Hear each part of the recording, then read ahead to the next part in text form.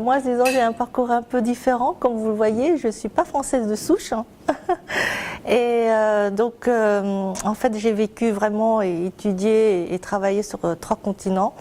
Je suis chinoise d'origine, mon père de Shanghai, ma mère de Canton. Donc, je parle mandarin et cantonais dès ma naissance, donc j'ai aucun mérite. Et après, j'ai eu une éducation française au couvent des oiseaux et après chez les missionnaires. C'est pour ça que je m'appelle Thérèse en fait. Voilà, c'est ça. Donc j'ai grandi à Paris et j'ai fait des études d'architecture. En fait, j'ai fait bac plus 9, je crois, genre une année de sup, 6 ans d'archi. Et puis après, je voulais faire de l'informatique. Et donc j'ai apply au MIT. Et à l'époque, mon prof, c'était Alain Sarfati, qui a fait l'ambassade de France à Pékin. Il ne comprenait pas pourquoi je voulais étudier l'informatique et en plus aux États-Unis en étant architecte, quoi. Et en fait, ça a vraiment changé ma vie. Donc, j'ai débarqué dans cette institution et vous savez, un architecte en France, c'est pas très, ça connaît rien en informatique. Donc je débarque dans cet environnement foisonnant d'idées et puis il y avait des ordinateurs partout. Donc j'ai appris à programmer, j'ai programmé en Lisp et en fait ma thèse a été complètement financée par des industriels américains. Ce qui fait que bon, j'ai bossé beaucoup, j'avais deux ou trois jobs aux US et en fait après mon diplôme, je suis partie, mon premier job c'était à la Banque mondiale, donc j'ai conçu un logiciel et le MIT m'avait rappelé parce que j'avais un projet de recherche que je devais terminer, je concevais un autre logiciel pour un constructeur dans l'architecture, la construction. Et après, j'ai travaillé chez Accenture, et dans le conseil, dans tout ce qui est conduite du changement. Et après, c'est vers les années 95, et là encore, je me suis dit, je veux rentrer dans le monde Internet. Donc, je sors du conseil, et j'ai démarré, en fait, les activités d'une société américaine de la Silicon Valley. C'était une start-up. À l'époque, ils avaient une trentaine de personnes qui s'appelle Broadvision.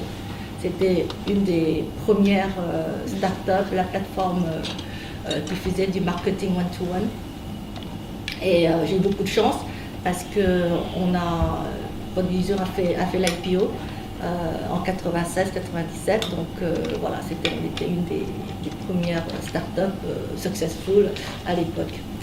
Et donc en fait, dans ma carrière un peu internet, digital, c'est pour ça que j'ai dit que je suis le dinosaure d'internet depuis 95.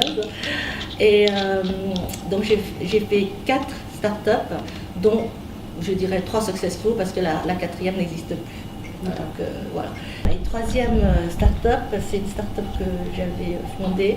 Alors là, par contre, je retournais dans la Silicon Valley pour c'est un portail financier, toujours sur Internet, je suis toujours dans cette mouvance, qu'on a très bien revendu au bout de 2 ans.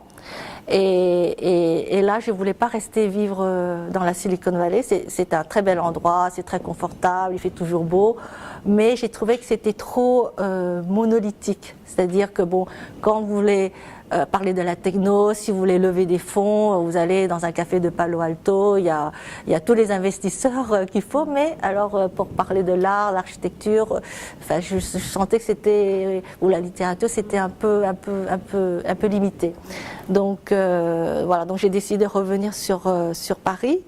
Et là, je rencontre en fait par hasard Jean-Marie Charpentier, que je connaissais déjà depuis très longtemps parce que je le connaissais quand je faisais déjà mes études d'archi, et qui me dit « Oh, bah, Thérèse, ça faisait 10 ans que je ne vais pas parler, hein, parce qu'on s'est perdu de vue. » Elle me dit « Qu'est-ce que tu fais à Paris ?» Je lui dis « Bah rien, j'ai plus de boulot, j'ai vendu ma boîte. » Elle me dit, donc il m'a proposé de développer donc, les activités avec lui sur la Chine.